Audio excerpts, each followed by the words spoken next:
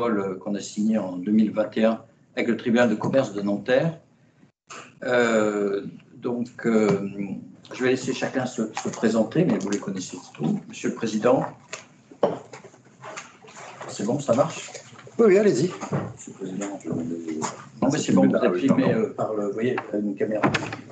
Nous tous ensemble. D'accord, écoutez, très bien. Non, c'est pour vous. D'accord.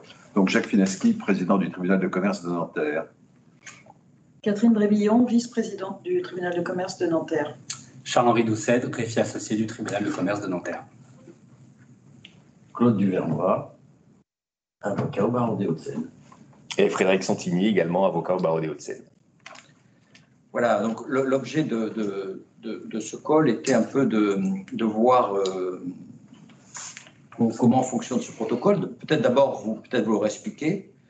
Ce qu'on a voulu faire sur ce protocole, qui n'est pas le seul protocole qui existe vous avez dit que c'était qu'au tribunal de commerce de Nanterre, il y a d'autres protocoles qui ont été signés dans d'autres juridictions. L'idée de ce protocole, c'est de voir si on ne pouvait pas améliorer le fonctionnement du tribunal de commerce, réguler l'instruction des procédures, favoriser le règlement amiable des différends et promouvoir le RPVA-TC. Alors le RPVA-TC, c'est comme tout RPVA, il fonctionne d'abord, ça c'est la première constatation, et puis après, comme le RPVA civil, il peut y avoir des bugs, etc., mais il fonctionne. Voilà. Donc, ce protocole a été le souci d'avancer en avant sur ce sujet. On a négocié longuement, la négociation a duré plus d'1 an sur ce sujet, pour arriver à ce dispositif qu'il faut maintenant mettre en œuvre. On fera des comparaisons avec d'autres barreaux, et on verra que d'autres barreaux de France avancent beaucoup plus vite que nous sur ce sujet. Voilà, la dématérialisation, c'est quand même l'enjeu de notre profession. Le papier, c'est bien, mais vous savez tous, on travaille maintenant avec des outils informatiques et on doit de plus en plus tous travailler de manière dématérialisée. Voilà pour l'introduction. Bien, bonjour à toutes et à tous. Merci, Monsieur le bâtonnier, d'avoir organisé ce webinaire à laquelle nous sommes très heureux de participer tous les trois. Alors, ce protocole n'est pas nouveau. Il faut savoir qu'il y a déjà eu un protocole en 2008, il y en a eu un autre en 2012, et donc ce protocole du 16 décembre 2021 est le 3e du genre.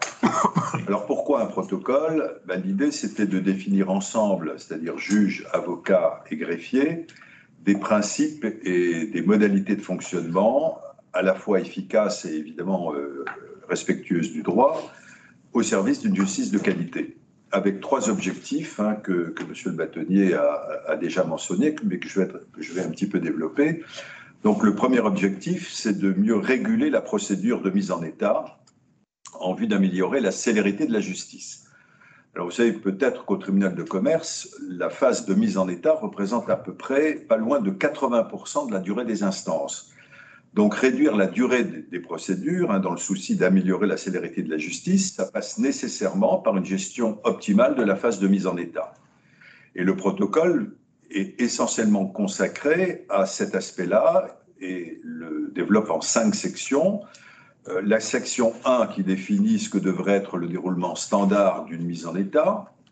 La section 2 qui précise comment sont gérés les écarts par rapport à ce déroulement, qu'il s'agisse de l'absence non justifiée d'une partie à l'audience, de la non-communication de pièces ou de conclusion dans les délais fixés.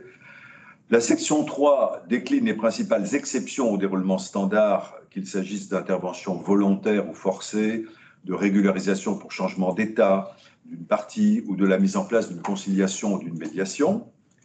La section 4 précise les conditions de mise en place d'un calendrier de procédure visant à organiser les échanges.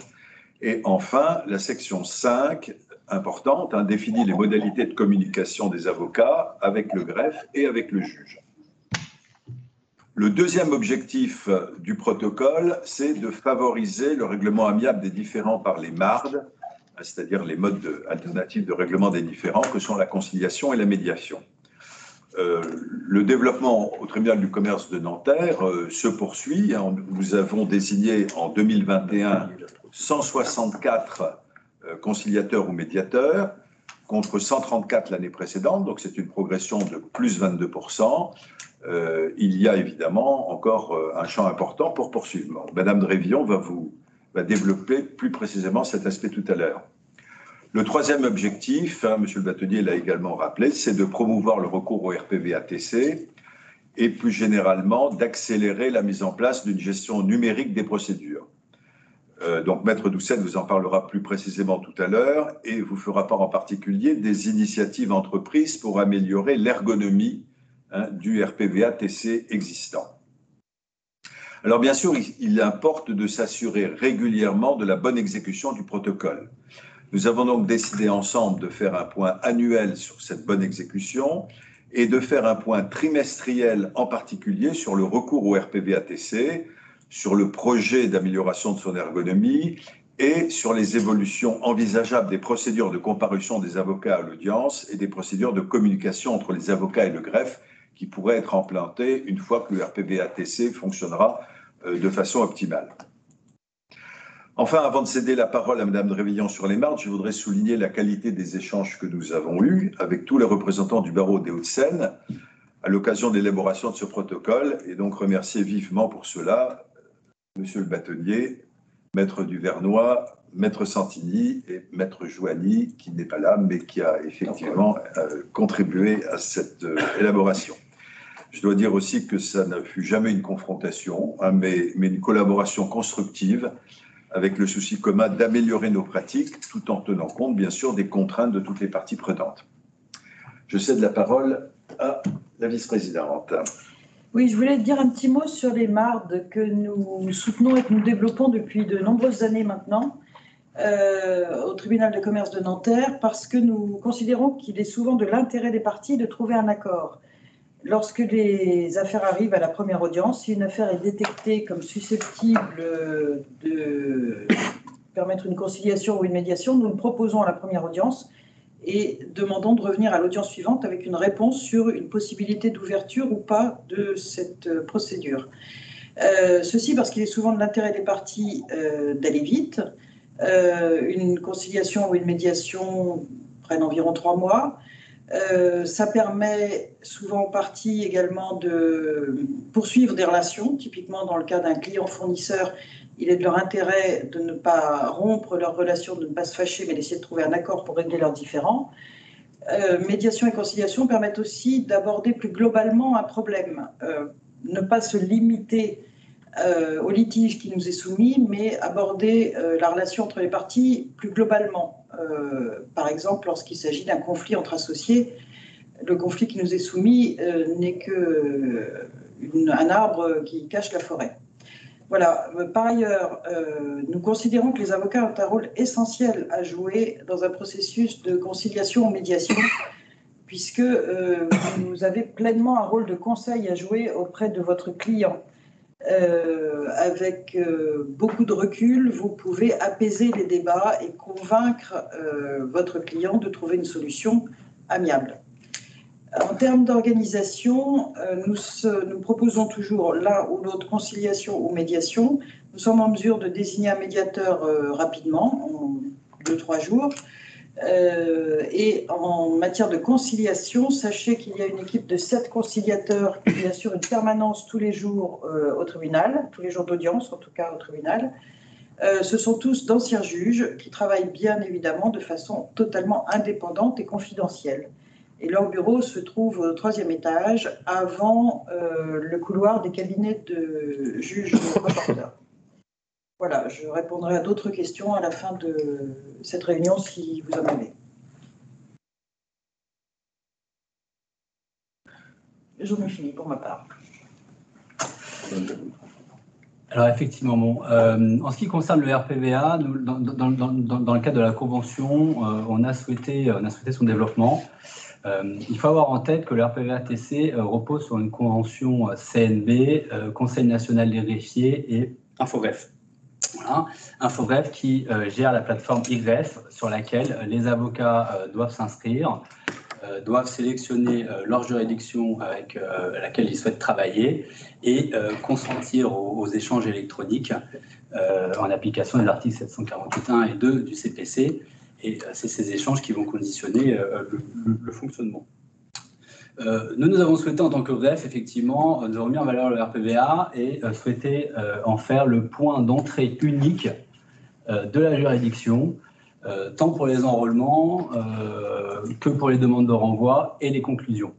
Pourquoi ? Parce qu'il nous était très difficile. Il nous est très difficile aujourd'hui de gérer des communications multicanaux, des courriers, du RPVA, du mail, qui plus est souvent doublés. On souhaite également réduire les délais de traitement. Voilà, nous, avec nos équipes, nous nous sommes engagés à traiter les demandes, notamment d'inscription, dans les 24 heures de la réception, et également assurer un meilleur suivi des procédures, puisque sur la RPVA, vous avez la possibilité d'avoir accès à tout l'historique ainsi que aux images, donc aux décisions qui sont prononcées. En termes d'application, on s'en rend bien compte que le RPVA, l'usage du RPVA dépend beaucoup un peu des usages locaux. Effectivement, il y a un code de procédure civile, pour autant, les juridictions ont des fonctionnements qui leur sont propres. Et cet usage est totalement inégal sur le territoire. On le voit en 2021. Par exemple, la juridiction de Nanterre, qui est une juridiction conséquente, est au niveau de la 13e place en termes d'utilisation du RPVA, avec à peu près 1400 flux. Pour comparaison, une juridiction comme Lyon est en première place et à peu près 6800 flux en 2021. Donc, on voit la marge de progression.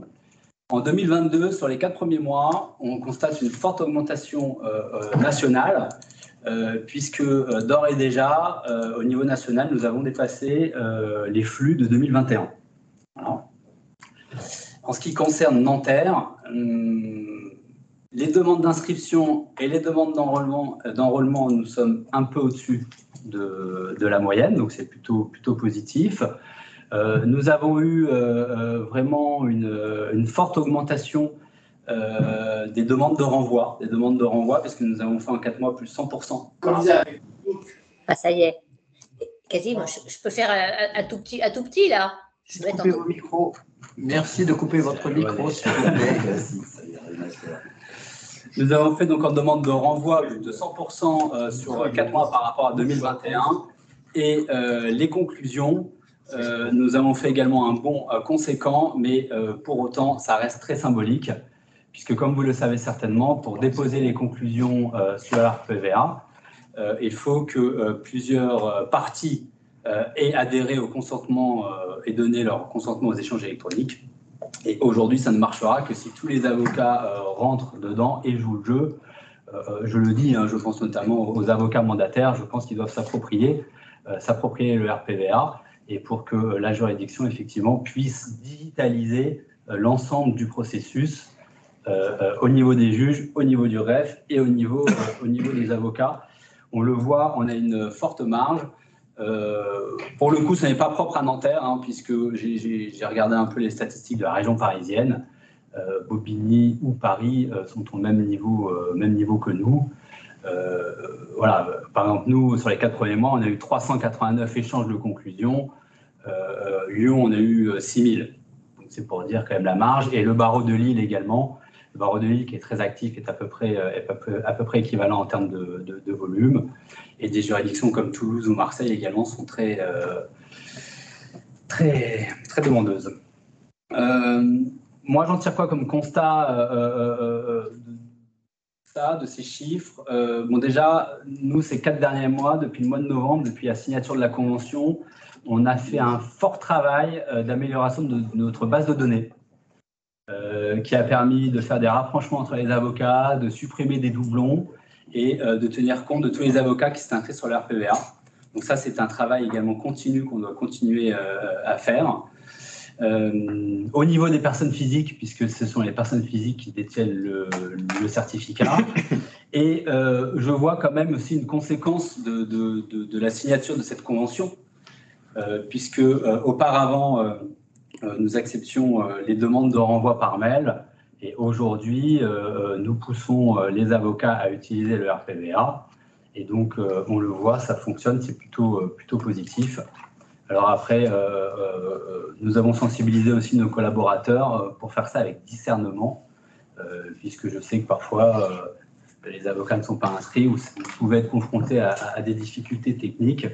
Mais je pense que les chiffres sont plutôt encourageants et ça va dans le bon sens. Moi, ça me laisse à penser, que quand même le RPVA est imparfait. Voilà. L'expérience des autres juridictions montre qu'on peut quand même le développer et qu'il faut surtout qu'on s'approprie l'outil. Parce que plus on sera utilisateur du RPVA au niveau national, plus on pourra obtenir des améliorations et des évolutions. Voilà, je crois que c'est ça aussi qui est important à retenir. Puisque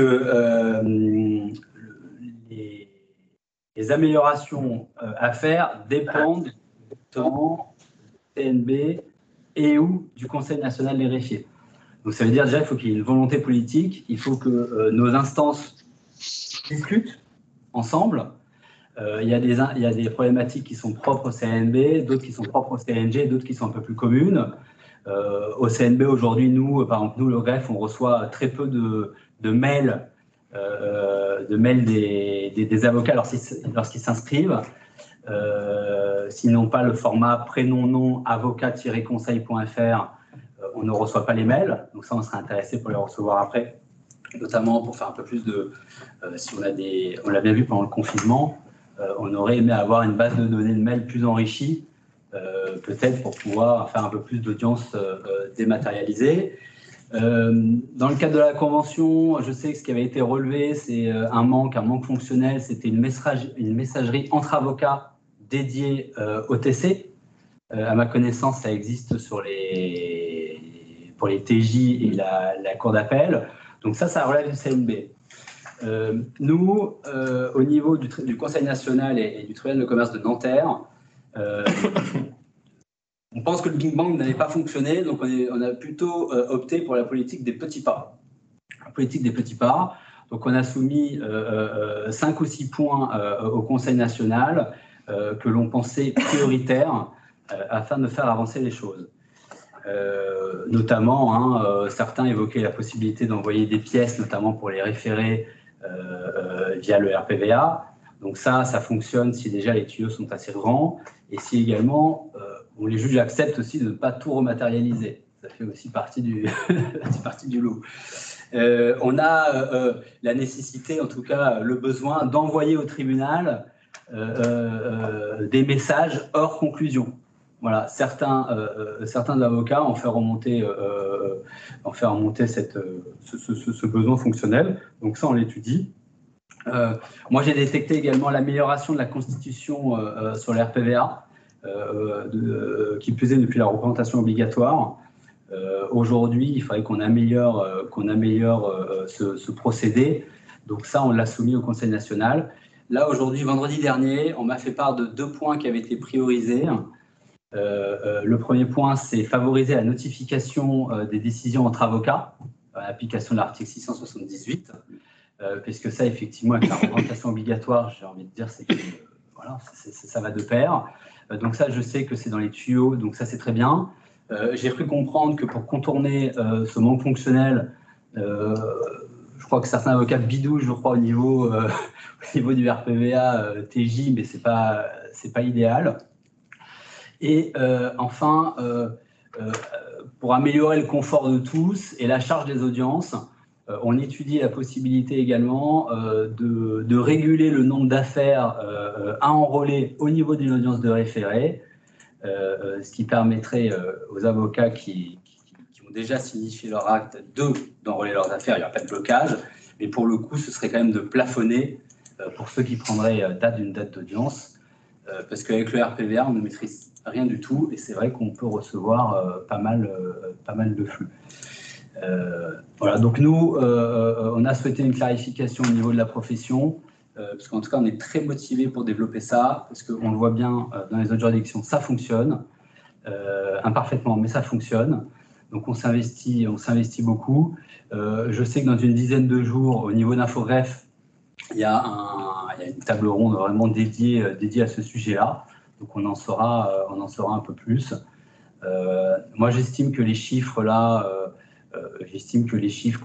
qu'on a sur le premier trimestre 2022 sont encourageants et montrent qu'on doit vraiment persévérer là-dedans, parce que je pense que le RPVA fonctionne et peut vraiment être un élément central dans le fonctionnement de la justice commerciale et plus particulièrement de Nanterre. Merci beaucoup, M. Doucet. Est-ce qu'on a des avocats lillois ou lyonnais en ligne ou pas? Ils pourraient nous faire part de leur expérience. Pourquoi chez eux ça fonctionne et chez nous ça fonctionne mal? Non.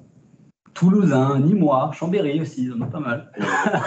Marseille. Des avocats des Hauts-de-Seine qui travailleraient avec ces greffes. Oui, donc tout à fait. Ce qui veut dire que l'argument du RPVA qui fonctionne mal n'est pas un argument et que c'est simplement la volonté d'y aller qui est la plus importante. Voilà. Et donc il faut juste un mot, M. le bâtonnier, si vous me permettez. Je crois qu'il ne faut pas non plus aller trop vite. C'est-à-dire que moi, j'entends tout ce que dit M. Doucet et je suis ravi de l'entendre. Mais c'est la première fois que je l'entends. Pour les praticiens, j'en discutais avec Claude. Alors, je ne sais pas si c'est Léondi ou la légende, mais personne ne veut y aller parce que tout le monde dit que ça ne fonctionne pas.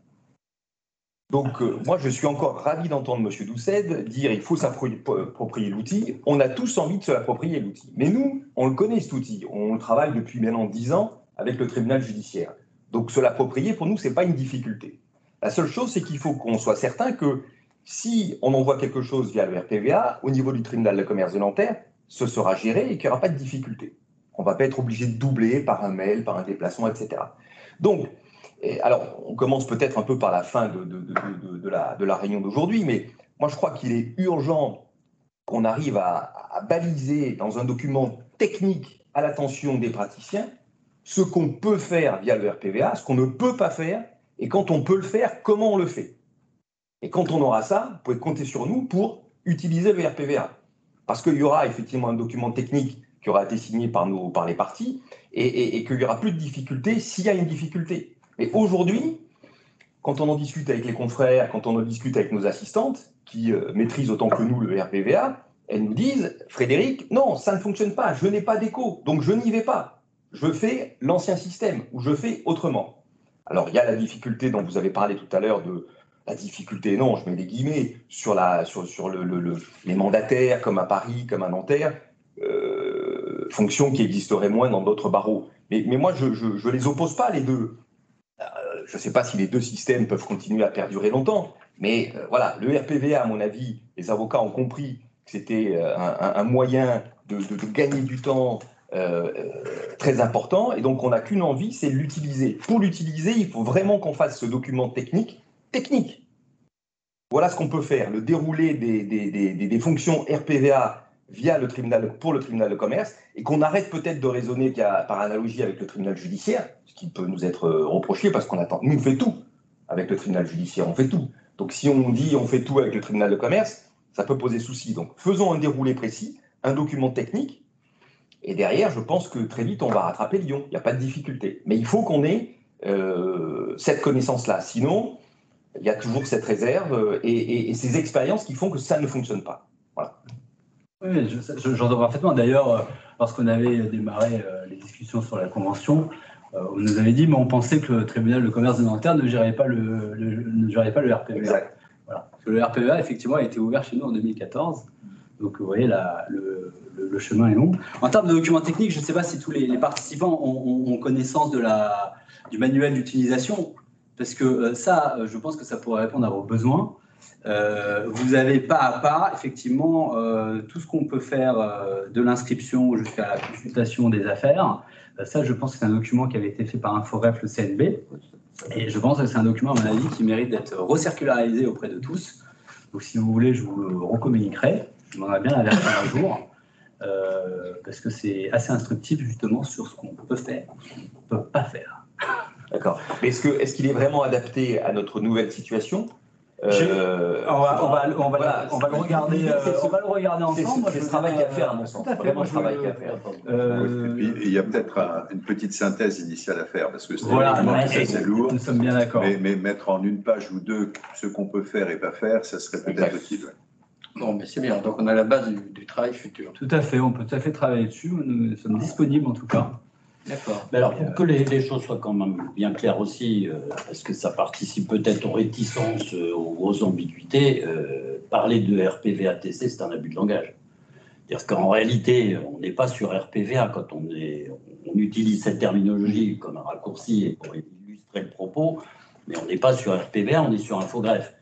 On est, quand on va sur RPVATC pour continuer dans cet abus de langage, on va sur un lien hypertexte depuis RPVA. Donc on ne va pas retrouver, c'est pour ça que les confrères sont un peu dubitatifs, voire perplexes, voire interrogatifs, on ne va pas retrouver ni la même ergonomie, ni les mêmes fonctions que RPVA-TJ. Donc ça explique aussi les réticences, tu évoquais Fred, les clercs des cabinets, oui, c'est parce qu'on est tous un petit peu perdus. Et on va effectivement constater très très vite, dès qu'on y va, un certain nombre de faiblesses. Charles-Henri, vous avez relevé la plus flagrante qu'on a soulevée avec votre père dès la réforme, l'arrivée de la représentation obligatoire par avocat. Et oui, d'accord, comment on notifie les décisions par RPVA-TC, puisque la fonction n'existe pas. Il y en a un certain nombre d'autres qui n'existent pas, dont celle qui permettrait la notification d'avocat à avocat, de la communication entre avocats uniquement, communication qui est possible sur RPVA-TJ. Donc, il y a un apprentissage, effectivement, et la simplification peut-être de ce document peut être une première étape, mais il y a aussi la nécessité de l'utiliser, d'avoir une pratique. Alors, il y a une utilisation qui est très agréable par rapport, là, pour le coup, RPVA-TJ, c'est un vrai plus d'infogreffe, c'est le placement. Parce que le placement, il suffit de rentrer des numéros de RCS et tout est saisi automatiquement. C'est d'une rapidité spectaculaire par rapport aux saisines qu'on peut avoir à faire dans nos déclarations d'appel, par exemple, où on est obligé d'en mettre éventuellement une page et demie quand on a des sociétés étrangères élisant domicile au siège d'une société française, elle-même représentée par une holding, elle-même, etc., etc. Les clercs, et ça, je pense qu'elles t'apporteront témoignage dans ton propre cabinet, les clercs ou assistantes, elles y passent 45 minutes, voire 1 heure, à cette saisie. Là, l'assignation, donc il y a des fonctions, au moins celle-là en plus, et puis d'autres qui sont à découvrir, à rechercher et à développer. Mais là, effectivement, c'est nos instances qui doivent bosser et continuer de collaborer. Bon, mais on a démarré sur le point 5, c'est les modalités de communication avec le président. Mais la convention prévoit un ensemble de dispositifs. Claude, je crois qu'il te charge un peu des commentaires. Avec Frédéric, je voulais faire deux observations liminaires. Vous avez rappelé, Monsieur le Président, que c'était la 3e convention, ce qui m'a donné un sacré coup de vieux, puisque la toute première, j'en étais déjà un des négociateurs. Je crois que j'étais même le seul à l'époque, avec Jean-Bertrand Drummel et puis Claude Sidobre pour votre juridiction. 2e avec Yves Lelièvre, et puis 3e avec vous-même, Monsieur le Président. J'ai retrouvé avec plaisir le terme, je vous l'ai dit d'ailleurs, et l'articulation entre respect du contradictoire et célérité de la justice. Et ce mot de célérité, il avait été choisi par Jean-Bertrand Duhamel, qui ne voulait surtout pas parler de rapidité de la justice. Célérité et rapidité, ce n'est pas les mêmes notions, ce n'est pas la même chose. Et je trouve que c'est très bien que cette convention conserve cette terminologie. Nous souhaitons l'efficacité, nous souhaitons que les choses se fassent, que les choses avancent, avec célérité, mais pas avec rapidité. Il y a un deuxième point, je m'en aperçois, et là je bats ma culpe. J'ai pensé en écoutant la vice-présidente, nous avons évoqué les mardes, vous avez insisté sur les mardes, et nous avons oublié la procédure participative. Nous avons parlé médiation et conciliation. Vous êtes une juridiction qui effectivement vise à leur développement. Vous avez d'ailleurs la courtoisie en matière de conciliation de demander et recueillir l'accord des avocats ou des parties, alors que vous pourriez l'imposer. C'est une des différences entre médiation et conciliation, puisque la médiation, il faut l'accord, la conciliation, le juge peut l'ordonner. Mais nous avons oublié la procédure participative. Or, c'est une juridiction où la mise en état a son importance. La preuve, nous avons décidé de la conventionner et où elle pourrait se faire de façon amiable et pas l'objet d'une voilà. Convention. Ce sera une prochaine convention. Et donc, je prie ton successeur, la bâtonnière élue Clanédi Lamani, penser à la procédure participative à cette occasion. Alors, on a procédé de façon toute simple avec le premièrement, si vous pouvez éventuellement, Alexandre, projeter la convention, la procédure que nous avons qualifiée de standard. On va être dans un déroulement de droit commun. Quand on en a discuté, que je l'ai diffusé en région parisienne, et en particulier aux confrères intervenant régulièrement du barreau des Hauts-de-Seine, mais aussi aux amis et confrères mandataires du barreau de Paris, la première question qui a été posée, c'est qu'est-ce que c'est qu'une affaire standard ? Sous votre contrôle, Monsieur le Président, Madame la Présidente, Frédéric, on n'a pas de définition d'une affaire standard, et c'est justement le premier point de cette convention de la mise en état, c'est l'audience 1, et je pense que cette audience 1, elle a aussi pour objectif de décider entre avocat et président de chambre de placement si on est dans une affaire qu'on pourra effectivement qualifier de standard et qui va suivre le rythme qui est ensuite prévu, ou si on est dans une procédure qui sort un peu de l'ordinaire et qui va nécessiter de faire appel aux autres étapes qui sont prévues en 3 et 4 de notre convention pour les procédures un peu plus complexes. Mais moi, je perçois cette étape numéro 1, interroge les parties sur d'éventuelles mises en cause, propose conciliation, médiation, etc., rappel aux avocats, demande aux parties, etc. Donc, je comprends que cette première audience du jeudi à 9h15 à la chambre de placement, c'est aussi une audience qui va permettre aux avocats et au président de chambre de se mettre d'accord sur la notion de standard ou de non-standard. Donc, dans cette hypothèse de procédure ou d'affaires standard, on a un rappel, évidemment, au fait que la communication de pièces doit être spontanée. Donc, on peut imaginer, si le défendeur est déjà constitué, que la communication de pièces est faite. À défaut, le magistrat va inviter le demandeur à communiquer ses pièces dans un délai de 15 jours, que certains, lorsque je les ai consultés, ont trouvé un peu court.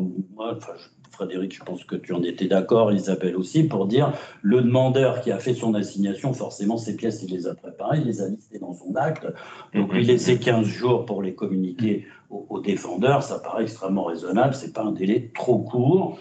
Et puis renvoie 4 ou 6 semaines pour permettre au défendeur de conclure, après que tout le monde ait donc répondu à la question « Souhaitez-vous, êtes-vous d'accord pour une médiation ou une conciliation ?» On est dans l'hypothèse où la réponse a été négative.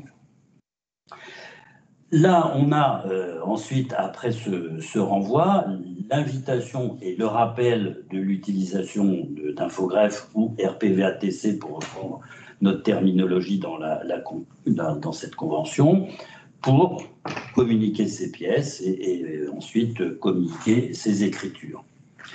À défaut d'utilisation d'RPVA, on se retrouve à l'audience classique, audience numéro 2, où le magistrat, comme il le fait actuellement, le juge d'audience, va vérifier que les formalités ont été accomplies et à ce moment-là, troisième étape, audience 3, renvoi à 4 semaines pour conclusion en réplique, si nécessaire.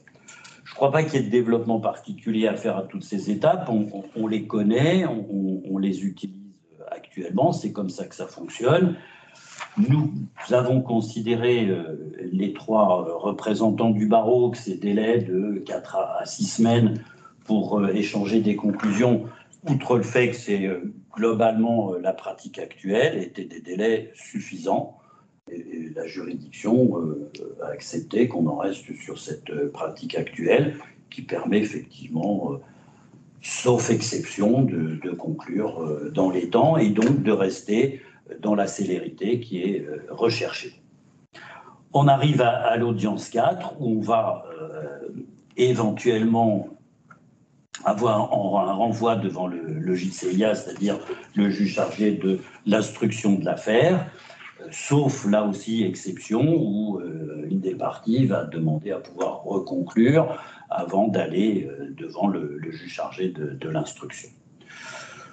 Donc, le choix va ensuite se faire entre le juge rapporteur, comme on l'appelait auparavant, ou le renvoi en collégial. La pratique de notre juridiction, c'est le juge chargé de l'instruction, donc anciennement dénommé juge rapporteur, de façon exceptionnelle l'audience collégiale, mais que vous allez mettre en place uniquement à la demande de toutes les parties à la procédure. Là aussi, on reste dans une pratique que l'on connaît, lorsque je me permets d'attirer l'attention des confrères sur ce point, lorsque c'est une collégiale qui a été demandée et acceptée, il faut penser à envoyer autant de dossiers de plaidoirie que de juges siégeant à cette audience collégiale. Un certain nombre de confrères oublient parfois et en reste un seul exemplaire. Voilà, et sur ce déroulement des affaires standards, sous réserve de ce que Frédéric ou Isabelle, Ludivine, mais comme j'ai le nom d'Isabelle, Ludivine qui est en ligne, sauf réaction de Ludivine, je pense qu'on n'a pas de difficultés particulières ni de commentaires particuliers. Pour les praticiens, on retrouve encore une fois ce qu'on connaît déjà depuis un certain nombre d'années, mais que là, nous avons bien cadencé avec des étapes précises pour arriver à ce qui nous a semblé être raisonnable, toujours encore une fois dans le cadre de cet objectif de célérité doublé du respect du contradictoire. On a 5 audiences pour arriver à ce que ce dossier soit plaidé, soit en collégial, soit en juge chargé d'instruction. Donc, des délais nous semblent raisonnables, sous réserve aussi des observations de nos confrères en ligne. Alors, est-ce qu'il y a des commentaires sur ce premier point ?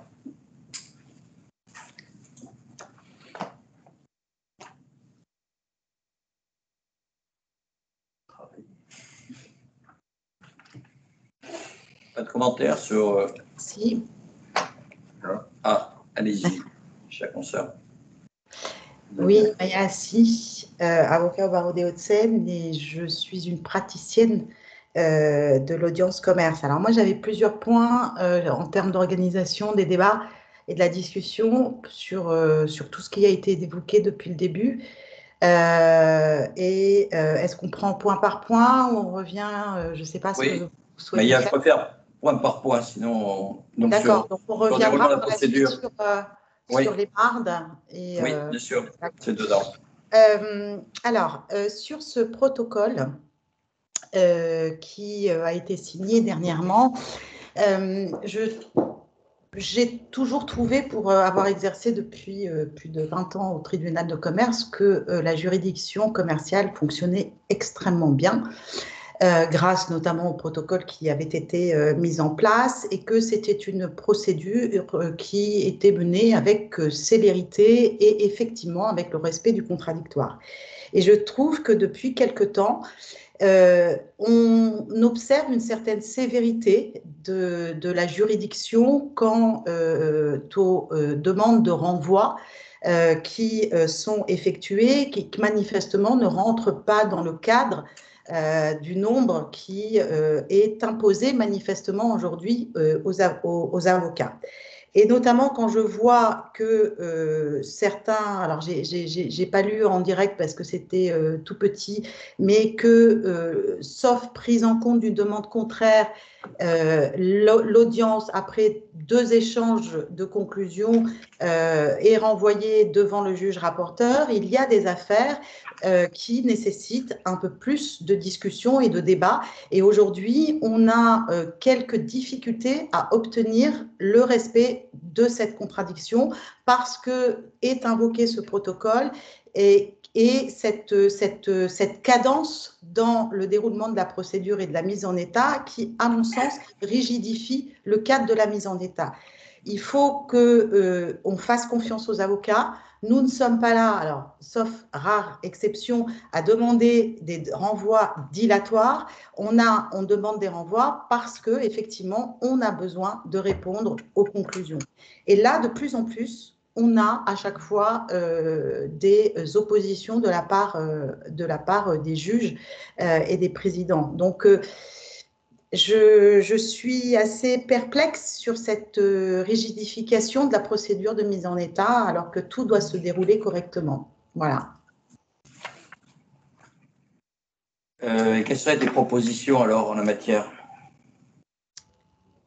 Alors, je voudrais savoir quelle est la force obligatoire. Alors forcément, ça nous est imposé, mais pourquoi doit-on, au prétexte d'une... la célérité, il faut effectivement qu'elle ne soit pas imposée comme ça de manière, je suis désolée de le dire, mais aveuglément. Il y a des affaires qui ne méritent pas 2 audiences. Donc aujourd'hui, c'est un peu le cas. C'est un peu le cas. Maître, peut-être sur ce point-là, le principe reste effectivement le respect du contradictoire, qui est affirmé en première page du protocole. Vous avez quand même, à la fin de la section 1 du protocole, un paragraphe qui vous dit que par rapport à cette mise en état standard, et comme l'a dit Maître Duvernois, la mise en état standard, c'est une sorte de mise en état, je ne dis pas idéale, mais disons qu'on devrait rencontrer dans une majorité de cas. Donc, par rapport à cette mise en état standard, celles de certaines affaires sont plus rapides. Vous venez vous-même de parler d'un processus qui pourrait être plus rapide. À l'opposé, certaines peuvent nécessiter davantage de temps, notamment en cas de mise en cause et d'intervenants volontaires. Donc, il n'y a pas une rigidité a priori de dire on doit forcément se trouver dans un processus standard. Oui, mais en pratique, c'est un peu différent, c'est ça la difficulté. C'est-à-dire, vous avez des expériences de certains présidents qui vous disent peu importe. Du fait du protocole, je refuse le renvoi. Oui.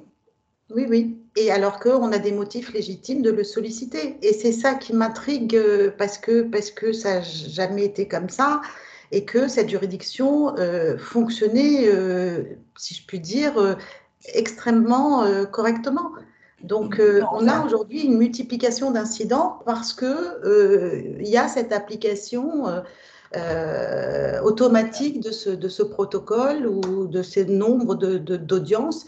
Et les affaires ne méritent pas une application comme ça, automatique, et notamment le déroulement de la mise en état.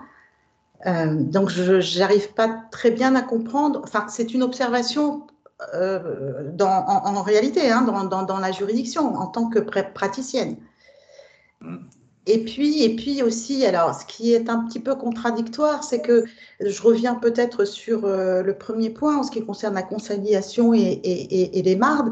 Je suis ravie aujourd'hui d'entendre qu'effectivement, c'est une appréciation du magistrat de chaque affaire s'il détecte effectivement, comme l'a dit Madame la vice-présidente, une solution amiable envisageable. Or là, systématiquement, dans toutes les affaires qui sont au-dessus d'un certain taux, un certain enjeu, on a des demandes d'invitation à aller solliciter de nos clients leur accord sur une conciliation ou leur position, en tout cas, sur une conciliation, qui est aussi une perte de temps.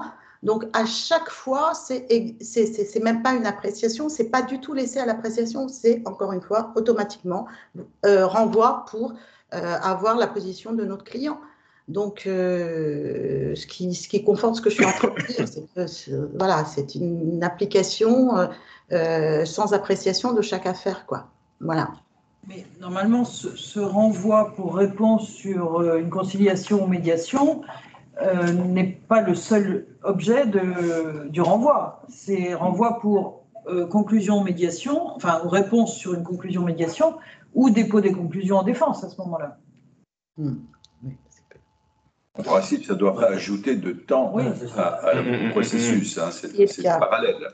Ça ne peut pas être le motif exclusif du renvoi. Et ensuite, il y a également une démarche procédurale qui est attendue. Donc, et ce qui est la logique des démarches d'ailleurs. Ils ne doivent pas ralentir le déroulement procédural. Ou en même temps ou en parallèle. J'insiste quand même bien aussi sur conciliation, parce que, encore une fois, je disais tout à l'heure, on a une juridiction, certes, qui nous la propose parfois avec une invitation un peu ferme, mais une juridiction qui ne nous l'impose pas, alors que le Code de procédure civile permet aux juges d'ordonner la conciliation, ce que vous ne faites pas, et vous cherchez systématiquement à recueillir un accord. Au tribunal de commerce, le juge peut simplement enjoindre aux parties de rencontrer un conciliateur. On ne peut pas oui, mais vous pouvez l'enjoindre. Voilà. Oui, mais enjoindre de rencontrer. Après l'avoir rencontré, on n'est pas obligé pour retrouver pour la médiation. Imposer un processus de conciliation. Je vous remercie, Madame le Président. Mais ce que vous ne faites même pas, c'est plutôt... Sur le constat que fait Maya Hassi, qu'on retrouve effectivement très très régulièrement à vos audiences, oui, la lecture du protocole, elle dépend parfois d'un juge ou d'un autre, et on a des lectures qui sont parfois un petit peu trop fermes. Mais ça, c'est des choses qu'on peut vous faire remonter, je pense en toute transparence, sans délation, sans quoi vous caisse. Sachant que, si tu veux, Maya, il y a aussi un point du protocole qu'on peut rappeler, c'est que c'est dans le préambule.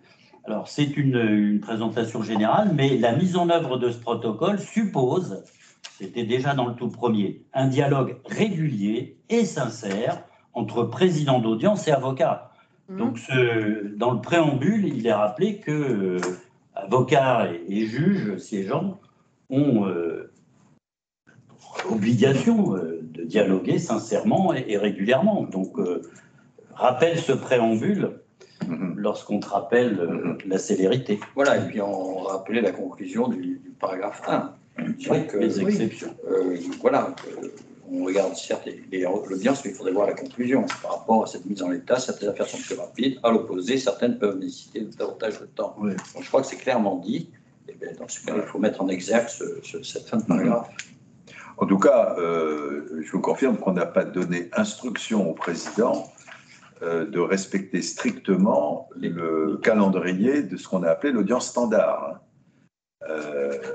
Donc, c'est très bien que vous nous informiez de ça. Je pense que si vous avez des commentaires de ce type, on est très preneurs, peut-être pour un petit peu rectifier le tir et la compréhension, en tout cas, du protocole. En aucun cas, on a dit il faut absolument rester dans les clous de l'audience standard, qui est simplement une sorte de modèle, mais qui peut admettre effectivement des exceptions. Je vous remercie. Y a-t-il d'autres observations sur cette première partie ?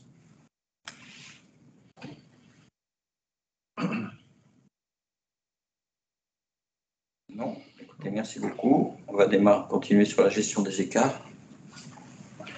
Alors, sur la gestion des écarts, toujours sous ton contrôle, Frédéric, et celui de Ludivine, nous avons prévu un certain nombre d'hypothèses, mais là aussi, on peut, ça rejoint notre propos à l'instant, en imaginer d'autres ou réagir au cas par cas. Première hypothèse, c'est l'absence non justifiée d'une ou l'autre des parties, en l'occurrence ton représentant, absence du défendeur ou absence du demandeur. Donc, je ne vais pas rentrer dans les détails, vous avez sous les yeux les hypothèses qui sont prévues et le traitement pratique que nous avons envisagé dans ces deux hypothèses. Le deuxième point, c'est la non-communication dans le délai de 15 jours, suivant l'audience numéro 1 qu'on a vu tout à l'heure, l'audience de placement du jeudi 9h15. Défaut de communication de pièces à l'audience suivante, la radiation est possible, voire même la caducité, qui sont deux sanctions qui sont expressément prévues par le CPC. Je n'irai pas jusqu'à dire que c'est une nouveauté pour nous, mais c'est vrai que votre juridiction utilisait très peu, voire pas du tout. Je vous vois. C'est exact. Ces deux sanctions. En ce qui nous concerne, les trois négociateurs, on n'a vu strictement aucune problématique à ce qu'elles puissent éventuellement tomber. D'abord, elles sont dans le texte, dans le Code de procédure civile, et au surplus, on est dans des hypothèses où le demandeur ne fait pas son job. Donc, il a eu le temps. Il y a un moment où c'est un peu curieux d'être demandeur et de lambiner en même temps. Donc, il faut que ça cesse. Donc, on est peut-être un peu sévère, mais on a pensé que c'était aussi quand même normal que ça tombe. Le non-respect du calendrier de procédure. Donc, là aussi, on a traité les deux hypothèses, manquement du défendeur ou manquement du demandeur, avec dans ce deuxième cas un renvoi devant le juge chargé de l'instruction de l'affaire. Mise en état insuffisante constatée lors d'une audience de plaidoirie. Alors ça, c'est une hypothèse qui peut rejoindre l'interrogation de Mayat tout à l'heure, puisque on n'a pas toujours conscience, soit dès l'audience de placement, soit en cours de procédure, ni les uns ni les autres, que le dossier, en réalité, est moins standard qu'il n'y paraissait et qu'il sort un petit peu de l'ordinaire. Si ça se révèle lors de l'audience de plaidoirie, là aussi, il y a une gestion d'un écart qui est tout à fait possible, avec une décision commune des avocats de la cause et du juge chargé de l'instruction de l'affaire, qui est donc de renvoyer devant la formation collégiale ou d'organiser lui-même son calendrier de procédure avec les étapes procédurales qui paraissent nécessaires à tous les protagonistes qui sont présents donc à cette audience qu'on appelait le délibéré auparavant. Donc ça complète un peu la réponse qui a été faite tout à l'heure à Mayassi. Bon, rappel de l'invitation à utiliser le RPVA avec la distance de présentation possible qui est de toute façon prévue dans le Code de procédure civile. Est-ce que il y a des choses à ajouter, Frédéric Divine? Est-ce que ça rassure complètement ça rassure, ou est-ce qu'il y a d'autres questions? Y a-t-il des questions sur sa gestion des écarts par rapport au délai fixé au juge? Des difficultés? Est-ce qu'il y a des hypothèses qu'on aurait oubliées? On a essayé de balayer tout, mais non. Bon. Troisième point, les principales exceptions au déroulement normal. Alors, on a là aussi essayé de lister les hypothèses qui paraissaient les plus évidentes. La liste n'est pas limitative, donc si nos auditeurs ont des choses à ajouter, avec plaisir. Mise en cause ou intervention volontaire, donc ça paraît évident, hein, sachant que, vous vous souvenez, encore une fois, dans le déroulement standard, c'est un point qui peut être évoqué, débattu dès l'audience de placement. Hein. Mais c'est vrai qu'on n'en a pas toujours la révélation dès le départ d'une procédure, et je vous vois aussi acquiescer, on peut en cours de route, les uns ou les autres, se dire « Ah oui, il y a là, il est nécessaire de mettre en cause un assureur, il est nécessaire de mettre en cause un sous-traitant, mettre en cause un intervenant. » Donc ça, c'est clairement une exception assez classique du déroulement normal ou standard. Changement d'état d'une partie, intervention évidemment d'une procédure collective, liquidation ou redressement. L'intervention d'un MARD sur demande des parties ou sur proposition du juge. On l'a vu tout à l'heure, au moment de l'audience de placement, le juge invite. Ils invitent, nous l'avons dit tout à l'heure, à d'autres audiences ultérieures, mais là aussi, pour répondre complètement à l'intervention de notre consoeur, c'est vrai qu'on le rappelle, hein, le juge peut proposer en tout état de la procédure. Hein. C'est comme ça qu'on a des propositions de médiation au niveau de la cour d'appel, de façon assez classique. Voilà. Donc ça aussi, c'est en cas d'entrée dans un mode amiable, évidemment, il y a renvoi. Je vous rappelle qu'en Pour la médiation, c'est 3 mois renouvelables une fois le délai de mise en œuvre d'une médiation ordonnée par un juge. Procédure participative, donc on aura des calendriers à fixer.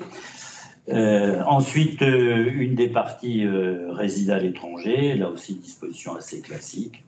Je ne pense pas que ça appelle d'autres explications, mais est-ce qu'il y a d'autres hypothèses? Je crois que nous avions l'impression d'avoir fait le tour des 4 hypothèses où, a priori d'office, le dossier quittera son déroulement standard pour passer sur un déroulement un peu plus sur mesure. Y a-t-il des exceptions qui auraient pas été visées, sachant qu'on parle des principales exceptions, hein, que bien entendu, c'est sous réserve de la conclusion du paragraphe 1.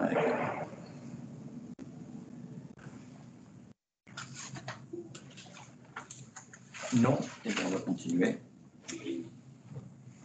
Alors, le calendrier de procédure, qui est une pratique qu'on connaissait déjà, hein, mais donc on a simplement rebalisé avec également la nouvelle terminologie du juge chargé de l'instruction de l'affaire.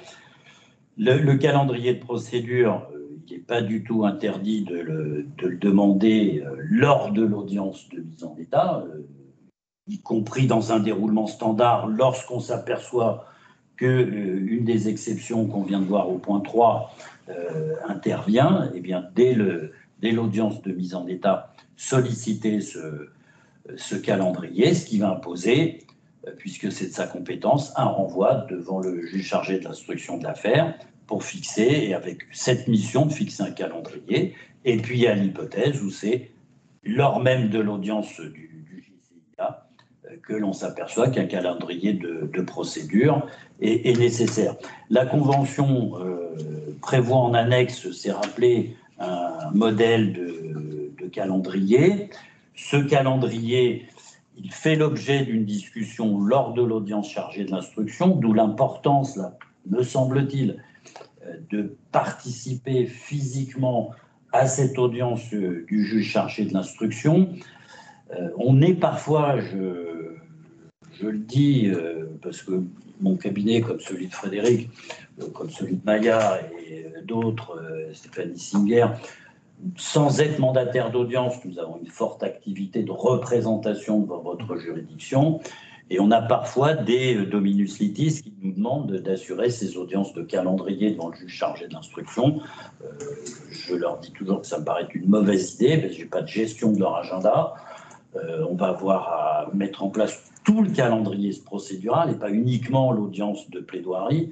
Donc c'est vraiment très compliqué là, pour les représentants, qu'on va qualifier d'une façon générique, les mandataires, de participer sans leur dominus litis. Mais c'est vrai qu'on a beaucoup de dominus litis qui vont faire le déplacement. Donc sachez-le, ça complexifie parfois, ça explique parfois qu'on ait des difficultés lors de ces audiences et c'est un petit peu regrettable. Voilà, donc lorsque le calendrier a été fixé en audience du JCIA, on va retrouver l'ordonnance du juge qui rappelle clairement les étapes qui ont été convenues avec les avocats. Vous verrez en dernier alinéa du petit b sur le JCIA que, en cas de non-respect du calendrier par une des parties, le président de l'audience, s'il y a eu renvoi à l'audience collégiale, ou le JCIA pourra engager un certain nombre de sanctions, mais pas forcément, puisqu'il a la possibilité de réaménager le calendrier. Donc on voit que dans cette convention, on a cherché tous à prévoir vraiment des hypothèses et des moments de dialogue et de collaboration entre et les avocats intervenants. Voilà, sinon, à l'alinéa 2, il y a une punition possible, c'est le maintien de l'audience de plaidoirie. Merci. Sur ce sujet, des observations ?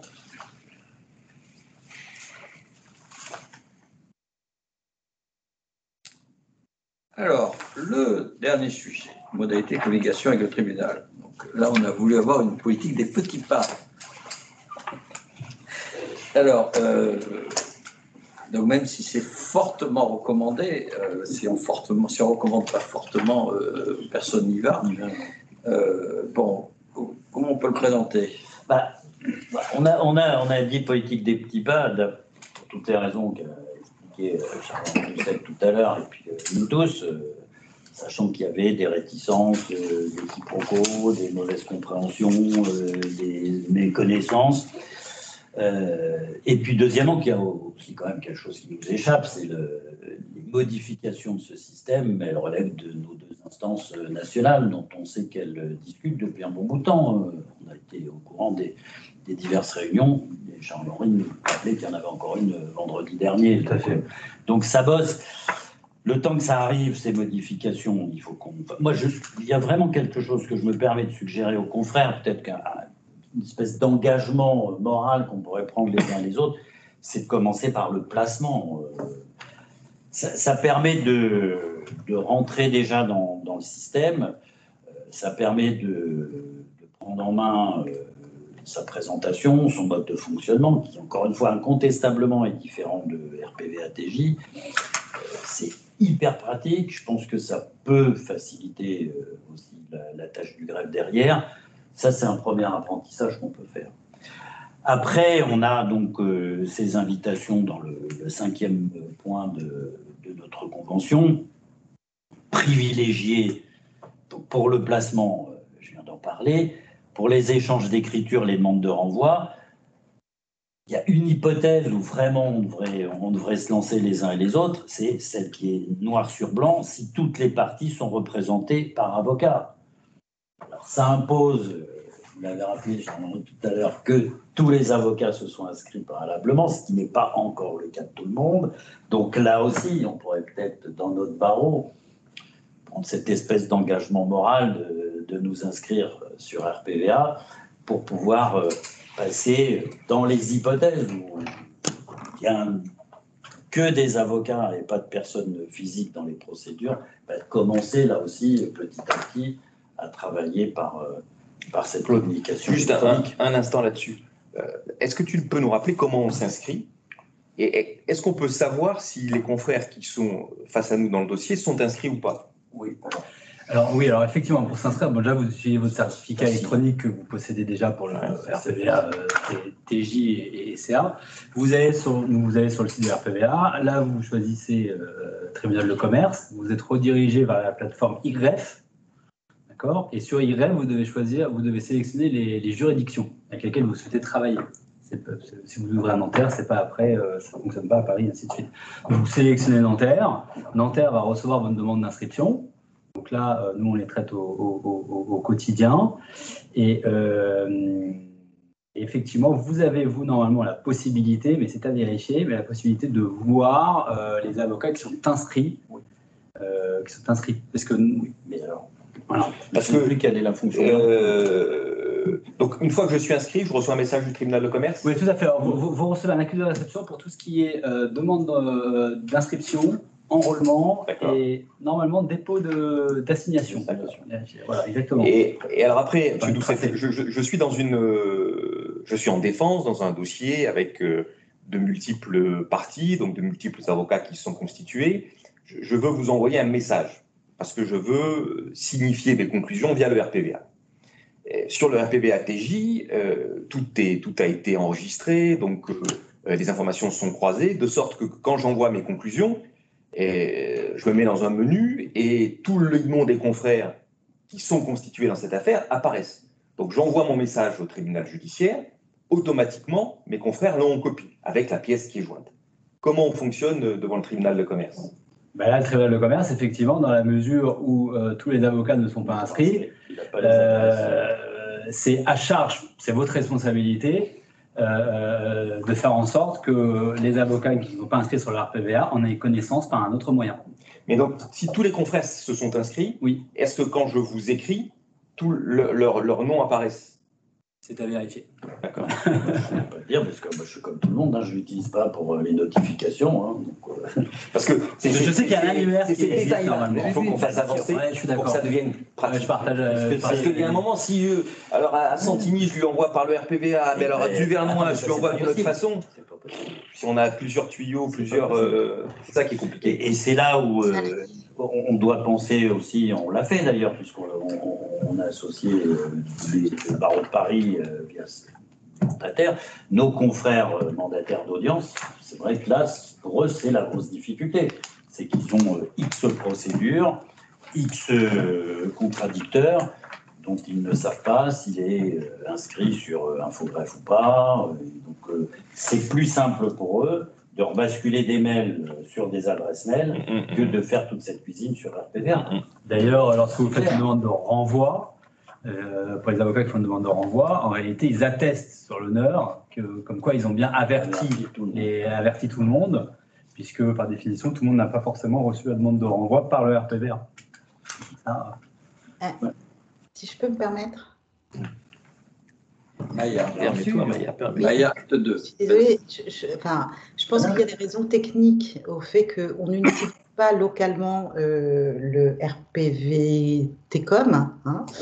Et puis, c'est surtout qu'aussi, l'outil n'est pas assez, à mon avis, performant pour qu'on puisse trouver un certain confort, une certaine simplicité.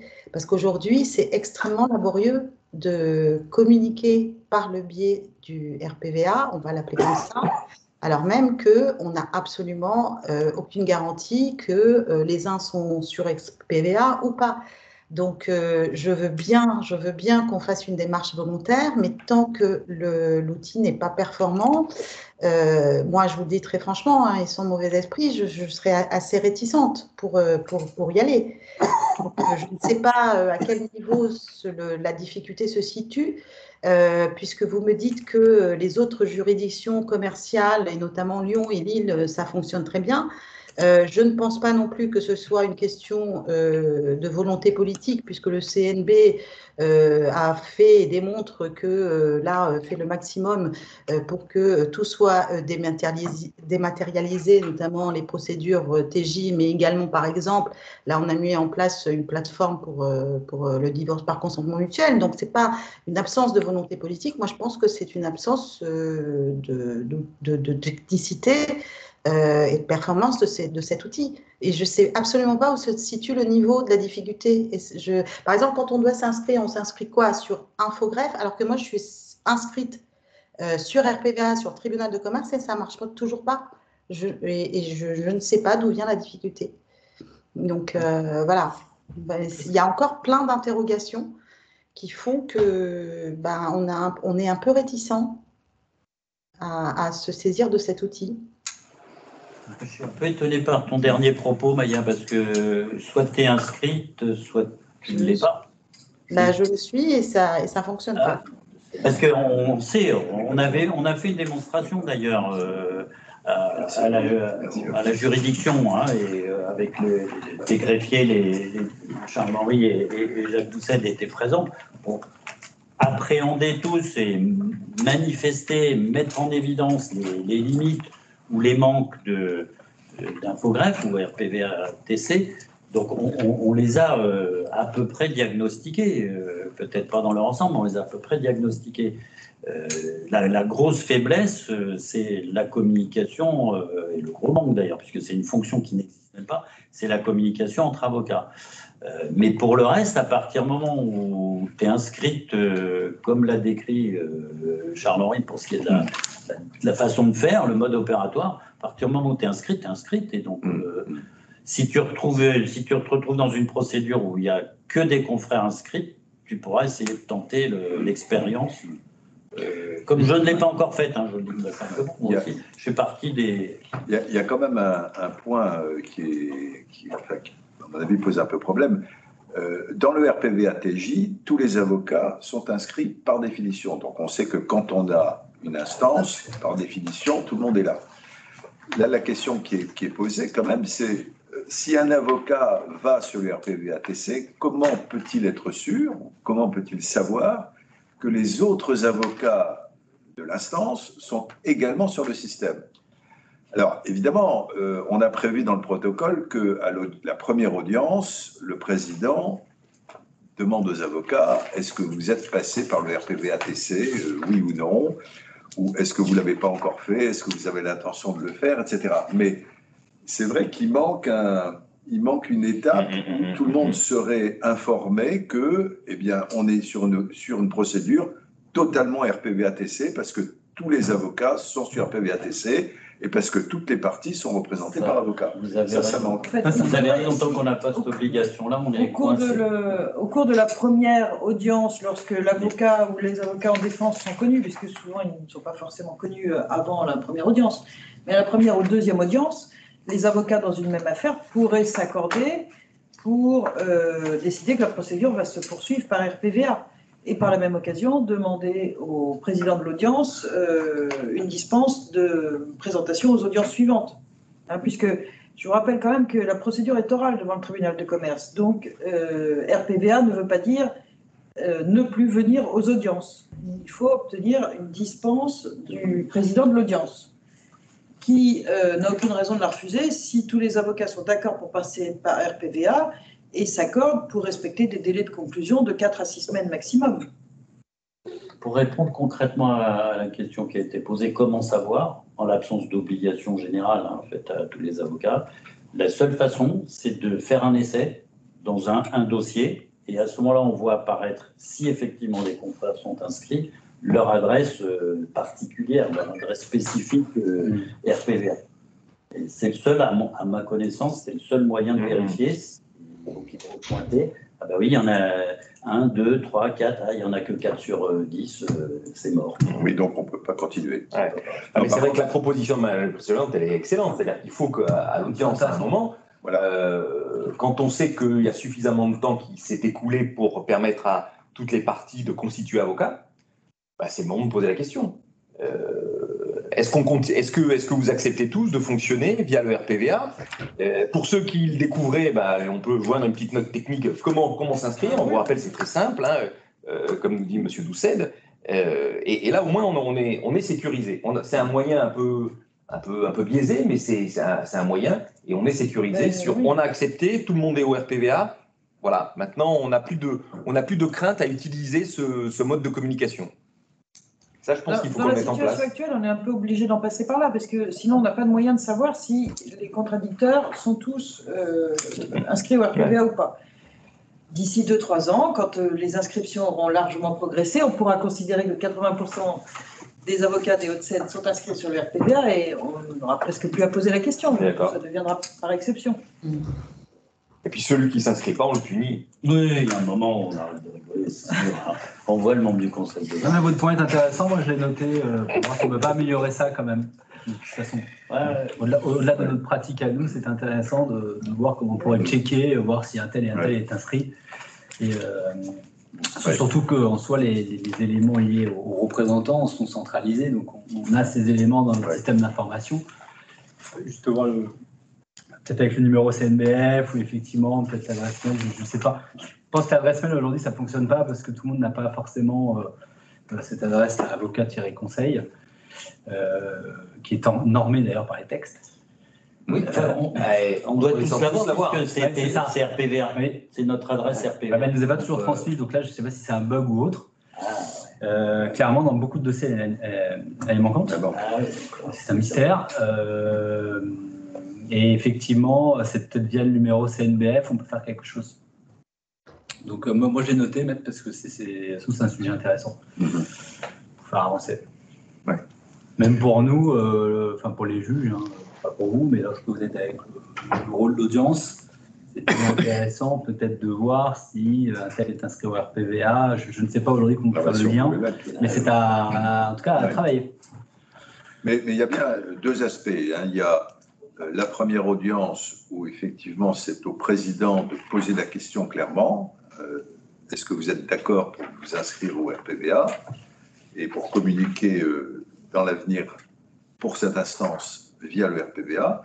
Et puis il y a l'aspect contrôle, c'est-à-dire que chaque avocat puisse vérifier si les autres sont bien inscrits au RPVA avant d'envoyer des conclusions qui risqueraient de poser problème si l'un des avocats ne l'était pas. Et c'est vrai qu'on peut ajouter l'information pour le juge aussi, pour le président d'audience aussi, de savoir est-ce qu'à la deuxième audience, toutes les personnes qui m'avaient dit qu'ils allaient s'inscrire au RPVA, est-ce qu'ils sont bien inscrits? Tout à fait. Vous aurez la réponse si vous n'avez personne à l'audience. Donc, on a compris. Ah oui, non, parce que là, il faut l'autorisation du président. Il faut qu'ils aient été autorisés avant. Mais ça manifeste bien la particularité, c'est pour ça que je disais RPVA-TC, c'est un abus de langage, mais parce que c'est vraiment un autre système. RPVA, c'est une création de la profession via le CNB. Sur infogreffe, la profession n'a pas la main. Donc, les préoccupations des avocats, il faut les faire passer au Conseil Conseil national, c'est bien ça. Conseil national, le convaincre de. Donc c'est un travail de discussion, de négociation. Donc on peut par contre un peu motiver nos instances les uns et les autres, soit à travers nos élus, soit les bâtonniers ou greffiers en chef respectifs, pour faire avancer le truc. Ce qu'on a essayé de faire, puisque je crois que votre père a fait une lettre en plusieurs points au Conseil national pour dire voilà ce dont on a discuté, ce qu'on a découvert et ce qui serait bien de faire avancer. C'est un temps long. Voilà. Je vois que Maître Lepoutre avait levé la main. Vous avez une question à poser? Allez-y. Remettez votre micro. Voilà. Oui, ça y est, c'est bon. Bonjour, Frédéric Lepoutre, cabinet BLST, également praticienne de la juridiction depuis un certain temps, dirais-je. Voilà. Je me permets justement de rebondir sur le sujet du RPVA commerce, puisque là, je suis dessus en même temps que nous avons l'occasion de l'évoquer, et sur la consultation d'affaires avec la possibilité de demander des renvois. Et une des solutions qui permettrait peut-être à court terme de savoir si une personne est inscrite au RPVA ou pas serait de le signaler par un astérix ou autre sur la consultation de l'affaire. Donc ça voudrait dire que dès l'instant qu'il y a un astérix qui est porté sur le nom de l'avocat qui figure, on saurait qu'il est sur RPVA, et lorsqu'on remplit sa demande de renvoi, on saurait qu'il en est destinataire par ce biais. Et ça, c'est de l'informatique. Ouais, c'est une fonction à créer. C'est intéressant. Aujourd'hui, je pense que c'est un monde fonctionnel. Je vais quand même m'assurer qu'il n'y ait pas un moyen, que ça n'existe pas, on ne sait pas. Hein. Ben là, je suis sur consultation d'affaires avec l'historique, et en même temps, demande de renvoi, où là, je peux faire ma demande de renvoi, mon motif, la date, etc. Et les noms des avocats, ils figurent bien. Là, je suis sur un dossier où je sais que c'est le cabinet Yest et Trey. Donc, Yest, je sais que c'est un confrère qui est sur RPVA. Donc, dans l'absolu, c'est vrai que je sais par ailleurs qu'il est sur RPVA, mais si j'avais l'icône qui me rassure, je n'avais plus aucun doute. Et c'est peut-être quelque chose qui est plus facile à faire que dans un système informatique. Oui. Voilà, vous avez raison. Je partage, mais je veux faire remonter ça. Mais question peut-être un peu béotienne, est-ce que le fait qu'un avocat soit inscrit sur le RPVA-TC implique nécessairement que dans toutes les instances qu'il aura au tribunal, il va utiliser le RPVA-TC? Après, c'est à lui de l'utiliser, mais s'il est inscrit, normalement, il a accès systématiquement à toute sa messagerie. Bon, donc on peut faire ça. Voilà. Non, parce que si vous proposez de mettre une astérisque pour dire qu'il est inscrit, bon, très bien, mais encore faut-il que ça implique qu'il utilise effectivement le RPVA-TC pour l'instance en question. S'il ne le fait pas... mais la question mérite d'être posée, moi, je trouve. Mais voilà. On va présumer, comme Frédéric, qu'il est inscrit, il faut qu'il y aille. Voilà. C'est vrai que de s'en servir. Voilà. Parce que l'inscription, elle se fait par affaire. Non. Non, vous inscrivez au niveau de la juridiction. Et après, toutes les affaires qui vont retrouver les personnes prédéfinies avec votre numéro CNBF vont être centralisées sur IREF. Voilà. À condition qu'il l'utilise effectivement. C'est une démarche volontaire. Et une des difficultés que vous aviez parfois, c'était que vous ne retrouviez pas aussi toutes vos affaires sur le RPVA TCCom. Et donc là, c'est pour ça que nous, on a beaucoup travaillé sur la base de données ces derniers mois pour essayer de faire des rapprochements, parce que parfois, vous avez pu apparaître en tant que plusieurs personnes prédéfinies chez nous. Ouais. Il y a faire un rapprochement qui est assez fastidieux. Ouais. Mais en complément de notre propos, je pense à une autre chose. Il y a une difficulté, moi, que j'ai pointée, c'est qu'en ce qui concerne le RPVA-TJ, dès que j'ai un message de quelque juridiction, que ce soit en première instance ou cours, j'ai une alerte sur Outlook. Et d'ailleurs, je clique sur l'alerte pour aller directement sur RPVA et sur le message qui vient de m'être envoyé. Cette fonction n'existe pas pour le tribunal de commerce. Donc, c'est-à-dire que le confrère, et il s'est inscrit volontairement, donc on peut présumer qu'il a envie de s'en servir. Donc, du coup, présumer qu'il va y aller régulièrement pour relever ses messages. Mais ce confrère-là, dont on vient de... Je ne sais plus, c'était Yes dont il parle, dans l'exemple, s'il n'y va pas, il n'a pas cette fonctionnalité d'alerte. C'est intéressant ça, parce qu'effectivement, ça signifie que l'avocat, imaginons que Maître Lepoutre, là, fasse sa demande de renvoi, Maître Lepoutre va recevoir un AR, ou quoi, ça demande la transmise, d'accord, mais vous, contradicteur, vous ne recevez rien. Il n'a pas d'alerte, il faut qu'il aille voir. Il aille chercher. D'accord. Oui, mais je crois que c'est un problème de personnel, de sa propre configuration. Je ne suis pas persuadée. Si. Ah oui, tu penses, toi? Moi, j'ai eu le cas à plusieurs reprises en changeant d'ordinateur. J'ai eu des fois des alertes et des fois pas d'alertes, parce que ça, c'est juste mon informaticien qui n'avait pas configuré sur ma boîte Outlook. Donc, le système ne génère pas, le RPVA ne génère pas de système d'alerte. Ah non, mais ça, Maya, on est d'accord. Mais moi, dans l'hypothèse qui est la mienne, j'ai le système d'alerte. Voilà, donc la fonction existe. Je n'ai pas d'alerte pour le commerce. Donc la fonction existe, alors que pour le commerce, elle n'existe pas. Alors après, la fonction, on l'active ou on ne l'active pas, mais elle existe. À vérifier. C'est vrai que c'est quand même, un plus d'avoir une information qui arrive au lieu d'être obligé d'aller la chercher. Oui, parce que ça impose, et là aussi on peut penser aux confrères qui ont un gros volume de dossiers, ça impose systématiquement l'avant-veille, voire même la veille, parce qu'on a des confrères qui sont en dernière minute, d'aller voir la messagerie pour vérifier que pour l'affaire machin qui vient demain, je n'ai pas particulier de mon contradicteur. C'est un peu lourd. Alors, moi, j'ai juste une question, si je peux, s'il n'y a pas d'autres questions. Allez-y. Moi, en fait, pour ceux qui sont inscrits et auxquels on notifie des conclusions, est-ce que le système génère un AR pour pouvoir justifier de cette notification ou pas? Alors, à ma connaissance, vous recevez un AR comme quoi vous avez bien effectivement transmis vos conclusions. D'accord. Oui. Et c'est un AR du tribunal. C'est un AR. Du tribunal, pas des confrères. Que du tribunal, pas des confrères. Ah oui, tout à fait, oui. Précision, c'est vraiment important. D'où ce qu'on disait, Maya, tu sais, sur la certitude de savoir que les confrères sont bien inscrits comme toi au RPVA. On considère qu'ils sont inscrits. Maintenant, il y a effectivement une difficulté sur les notifications. Il ne suffit pas qu'ils soient inscrits, parce que comme ça, nous avons l'assurance que ces conclusions ont été signifiées, qu'il n'y ait pas de difficulté et qu'on ne s'expose pas ensuite à un incident quelconque sur le fait qu'il n'y ait pas eu connaissance, quoi.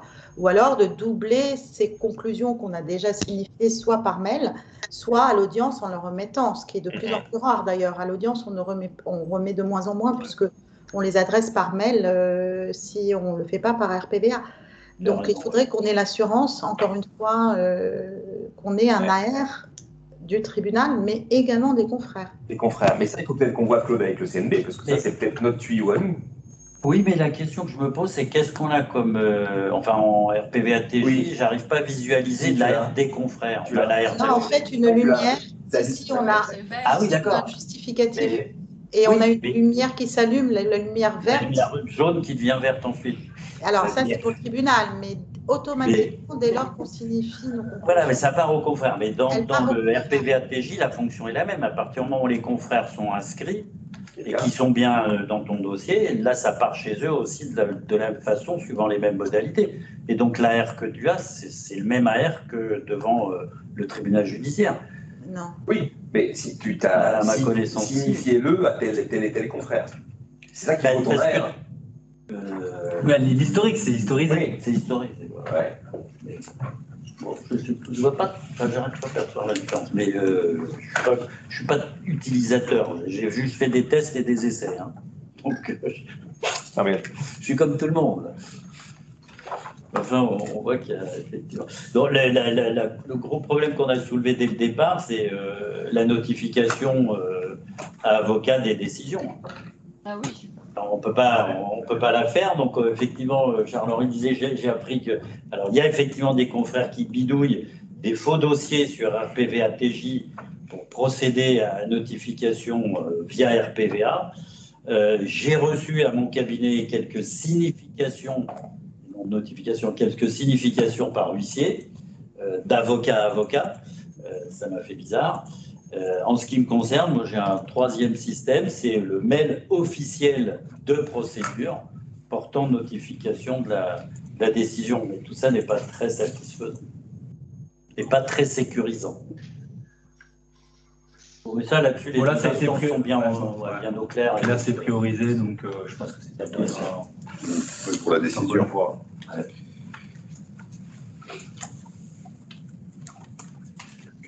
D'autres questions, commentaires, suggestions?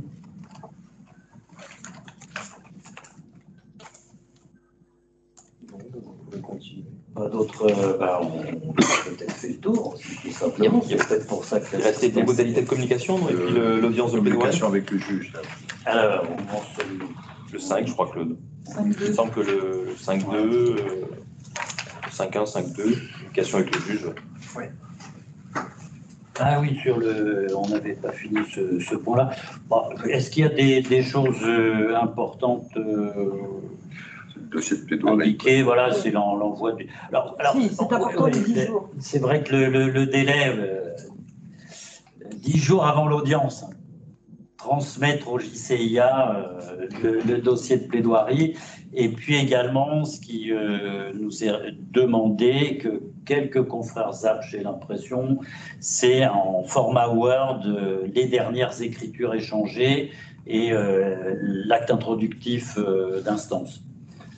Ce qui permet au juge de travailler plus vite sur le fait et procédure, et tous ces éléments-là, le rappel des arguments. Moi, je trouve que c'est vraiment une très bonne chose qu'on puisse vous aider dans la rédaction. Le juge d'instruire l'affaire peut le redemander à la fin de son audience s'il les a pas reçus préalablement. Et je trouve que c'est d'ailleurs assez plaisant de retrouver notre argumentaire repris clairement et quasi in extenso dans la décision. C'est-à-dire, voilà, pas juste comme on a parfois au tribunal judiciaire, des conclusions d'une dizaine de pages qui se résument à 2 lignes, où on se demande si tout a bien été pris en compte. Bon, enfin, moi, je trouve que c'est assez agréable de recevoir des jugements avec un rappel précis, détaillé, puisque c'est ce qu'on a écrit. Donc, c'est très, très bien, je trouve. Je me permets d'insister sur le délai de 10 jours avant l'audience devant le juge pour la communication des pièces. C'est très important pour qu'on soit en mesure de bien préparer nos dossiers, nos audiences. Je vous en remercie chaleureusement d'avance. Et donc, je l'ai rappelé tout à l'heure, mais là, on le met noir sur blanc, 3 exemplaires en cas de collégial. Alors, moi, j'ai fait un constat, c'est que les juges nous demandent de plus en plus de déposer au tribunal. Oui. Est-ce que, du coup, ça raccourcit pas un peu le délai pour parce que tous ne viennent pas tous les jours? Mais c'est-à-dire que tout le monde, concrètement, pour pouvoir recevoir les dossiers de plaidoirie chez soi, il faut avoir une gardienne. Absolument. En clair, parce que quand c'est un dossier épais, ça ne rentre pas dans une boîte aux lettres. Et une gardienne qui accepte de le recevoir. Oui, en plus. Donc, actuellement, c'est vrai qu'il y a très peu de juges, il doit en rester 5 ou 6 qui font déposer les dossiers à leur domicile. puisqu'on recommande de ne pas le faire au bureau pour des raisons très simples de confidentialité. On ne sait pas sur la table de qui ça peut arriver. Donc c'est au domicile ou au tribunal, et en pratique, beaucoup de juges les prennent au tribunal. Comme justement nous venons au moins une fois par semaine les jours d'audience, lorsque les dossiers sont reçus 10 jours avant, ils sont dans la case du juge, disponibles une semaine avant lorsqu'il vient au tribunal. C'est ce qui explique ce délai de 10 jours. De façon à ce qu'on puisse les récupérer une semaine avant. Parce que si on a un juge qui vient le mardi et qu'on dépose le dossier le mercredi, c'est loupé. Ce sera pour le mardi. D'où les 10 jours. Ouais. D'où les 10 jours. Entre l'audience où la décision est prise du renvoi en juge chargé de l'instruction et la convocation effective, on a largement, me semble-t-il. Oui, alors ça peut être un peu serré, parce que vous savez qu'au tribunal, on a donc 3 semaines entre la date de l'audience qui décide de l'envoi devant un juge chargé d'instruire l'affaire et l'audience en question. Il y a 3 semaines. Bon, une fois que cette audience a eu lieu, donc cette audience qui a désigné le juge chargé d'instruire l'affaire, il y a une convocation du greffe. Alors la convocation du greffe, elle ne part pas le jour même. Non, on essaie de faire les convocations dans les 48 heures. Après, si 48 heures. Et c'est vendredi, vous avez l'histoire des... Voilà, et c'est envoyé au mandataire d'audience. Tout à fait, ça envoyé au mandataire, voilà. Donc c'est pas envoyé au dominus litis, c'est envoyé au mandataire d'audience, qui doit donc le réceptionner et prévenir le dominus litis. Donc on peut avoir des cas où même les 10 jours sont difficiles à respecter. D'où l'idée quand même de l'anticiper, c'est-à-dire il faut savoir que dès que, avant même peut-être de recevoir la convocation du greffe, et dans la mesure où le mandataire d'audience était présent, il peut prévenir son dominus litis, il y a une audience, préparer le dossier et même envoyer-le avant de recevoir la convocation. Là, si je peux vous rassurer, je pense pas sous contrôle des confrères intervenants habituels, c'est ce qu'on fait. Puisque au sortir de l'audience qui a décidé l'envoi en GCIA, on envoie nos correspondants le nom du juge, le jour, et non pas à l'heure précise, mais au moins matin ou après-midi, essentiellement matin. Voilà. Donc ça, c'est vraiment le boulot que les mandataires font de toute façon. Mais c'est vrai que du coup, ça peut être un petit peu court à l'arrivée. Si on attend la convocation, ça peut être... C'est juste. Et j'avais d'ailleurs à ce propos une question, parce que je ne vais pas l'interrompre, à poser à Charles-Henri Doucet, c'est que, pardonnez-moi, si j'ai bien compris, parce que ça fait plusieurs fois que j'ai une case vide de convocation, la personne à l'accueil m'a indiqué que les convocations partaient par courrier désormais. Et pour les habitués, il n'y a plus rien dans nos cases. Tout à fait, parce qu'effectivement, on a externalisé les flux de tout ce qui envoie de convocation, avis d'audience et copie de jugement. Et dorénavant, elles partent par voie postale. Alors, du coup, ça rallonge aussi un peu les délais. Ça rallonge un peu les délais, j'en suis conscient. Parce que pour nous, comme on venait, il y a quasiment toutes les audiences, les uns et les autres, qu'on avait notre case et ça partait encore plus vite. Tout à fait, mais ça permet d'industrialiser aussi le processus. Moi-même, pour avoir fait le travail, dispatcher dans les cases, c'est assez fastidieux. C'est fastidieux, mais c'était efficace. Sachant surpris, je ne veux pas être médisant, mais on a l'impression depuis des années que le centre de tri dentaire est un petit peu dysfonctionnant, ou assez régulièrement dysfonctionnant en tout cas. Donc on va se retrouver effectivement dans les hypothèses qu'évoquait le président Fideschi à l'instant, c'est-à-dire avec les convoques qu'on va recevoir un peu ric-rac pour les répercuter. Mais qu'est-ce qui empêche que vous nous les adressiez via le RPVA? Là, il faut ce qui m'échappe. Parce que déjà, mais si on est tous inscrits, par principe, tout va bien dans le meilleur des mondes. C'est qu'à un moment, tant l'image du jugement y est, c'est certain. Pour les avis de renvoi, il faut que je vérifie que l'image soit bien centralisée. En soi, c'est centralisé sur un forêt, donc il n'y a pas de raison que ça passe pas par le RPVA, mais il faut que je vois si fonctionnellement c'est possible. Il faut que je vérifie justement, ça je me suis noté. Et de deux, tout ça c'est bien, mais il faudra encore qu'il y ait plus d'avocats inscrits sur le RPVA. Ça fait partie, de toute façon, tout à l'heure je disais de l'amélioration du suivi d'un dossier. L'idée aussi, c'est de vous permettre à vous de disposer d'un dossier finalement numérique de juridiction, parce que vous avez tout l'historique, vous avez les images du dossier avec les avis de renvoi, la décision, le petit exécutoire. Donc tout à fait, moi je pense que plus ce sera complet, vous aurez envie d'utiliser. Ah, mais c'est évident. Évident, moi je me mets à la place de l'utilisateur, c'est sûr. Ouais. Nous sommes diligents. Et si on a à minima, je peux peut-être déjà commencer par vous les envoyer par mail si j'obtiens une base de données de mail plus conséquente. Mais ça, je peux fonctionnellement envisager. D'accord. En étape intermédiaire. Ouais. Vous êtes sûr que ça ne tombe pas dans les spams? Ça, malheureusement. Ah ouais, c'est pour ça que vous êtes pour l'instant toujours obligé de doubler. Exactement. Écoutez, sauf s'il y a encore des questions, interventions. Je vois deux mains levées. Oui, que on ne voit pas. Alors, je vois une main levée devant un siège vide, mais je vois une main levée devant une conserve avec. Alexandre, il y a des questions. Maître Lepoutre et Maître Véronique Julien. Ah, c'est oui. Oui, merci. C'est Frédéric. Oui, tout à fait. Oui, à nouveau, pour rebondir sur les convocations et le délai de 10 jours, en fait, même si on connaît la date de la convocation avec le nom du juge et a priori l'horaire de la matinée ou de l'après-midi, moi, dans la pratique, je n'adresse pas tout de suite mon dossier. La raison est la suivante, c'est qu'un certain nombre de fois, il est arrivé que finalement, la convocation donne une autre date d'audience que celle qui figurait le jour de l'audience assurée, même quand c'est moi-même qui l'assurais, donc je n'ai pas de confusion possible. Et puis un certain nombre de fois, ça pouvait même changer de magistrat par rapport à ce qui était annoncé. Donc du coup, fort de ce retour d'expérience où le dossier est déjà parti, où il faut le récupérer, ou alors il faut en rééditer un deuxième, ce qui n'est pas forcément très agréable. Bien maintenant, j'attends d'avoir la convocation en bonne et due forme, même si j'informe au préalable mon correspondant. Mais du coup, il s'écoule un temps avant que la convocation soit reçue pour les raisons qui viennent d'être expliquées juste avant, et puis le délai de transmission du dossier de plaidoirie. Voilà une petite observation sur le timing. De le dire, Frédéric, parce que je pense que ça impose de la juridiction. C'est une information tout à fait intéressante dont nous n'avions pas connaissance. Je pense que c'est un petit problème chez nous, juges. Il faut qu'on vérifie tout ça. Juge ou greffe, ça peut être un jardin. En ce qui concerne les horaires, bon, ça c'est possible parce que il y a des juges aussi qui souhaitent avoir des intervalles de convocation plus importants que d'autres. Donc, donc dans le système d'information, ils ont dit bah, moi je veux une demi-heure par exemple entre deux affaires.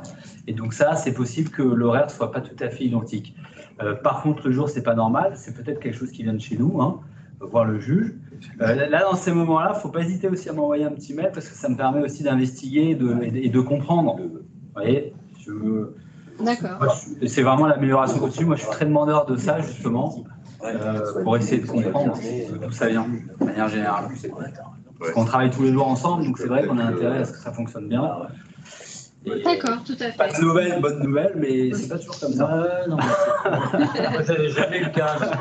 J'ai pas pu. C'est important. N'hésitez pas. Hein. Merci encore.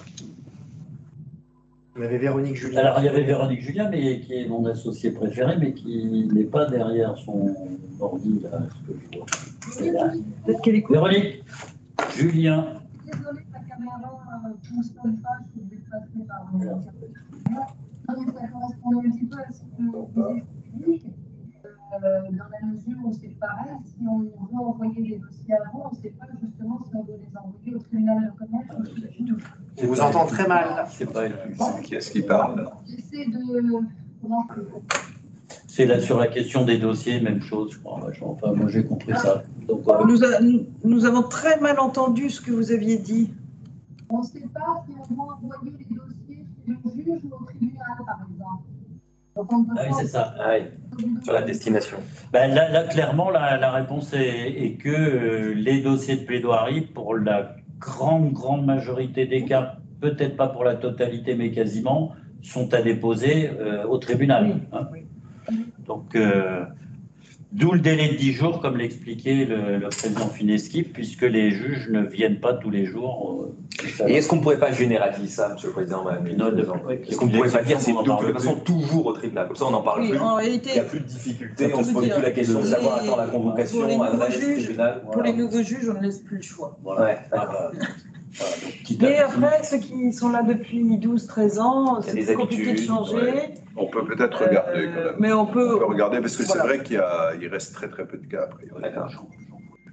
5 ou 6. On va vérifier. Mais, oui, le problème, c'est qu'on est obligé de les pointer un à un pour savoir. J'avais commencé à investiguer, mais ce n'était pas évident d'avoir la réponse, de savoir les adresses d'envoi des dossiers. Donc, en fin de judicature.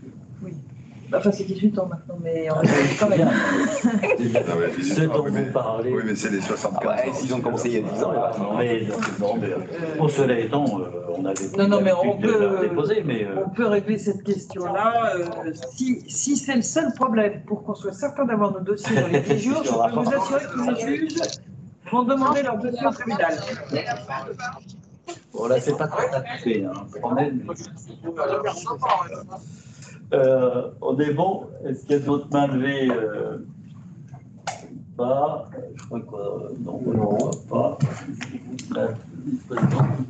Je vois toujours Daniel Julien, mais. Oui, mais là, il n'y en a pas d'autres. Bon, on va baisser la main. Donc, est-ce que tout le monde est d'accord pour que on lève le temps, ce qui nous permettra.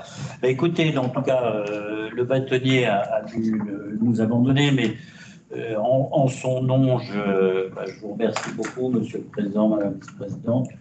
Vous aussi, Charles-Henri, parce que ça vous impose beaucoup de travail, de réflexion et de remontée. Et je crois que c'est comme ça que les uns et les autres, en usant de nos réseaux, de nos contacts, qu'on va pouvoir progresser dans cette communication électronique qui va globalement nous faciliter la vie à terme. Merci donc d'avoir accepté de venir présenter cette présentation. Je confirme que, comme vous l'avez dit, la négociation a été assez aisée. Et donc, on était plutôt dans la discussion que dans la négociation. Je crois qu'on partageait vraiment des objectifs communs, greffe, juridiction et barreau. Merci beaucoup, en tout cas, de votre présence. Merci à tous d'avoir suivi ce webinaire et en espérant que cette convention est désormais plus claire dans les esprits de chacun et que vous saurez en faire bon usage. Bon appétit, bonne fin de journée à tous et bonne semaine. Bonne continuation, merci.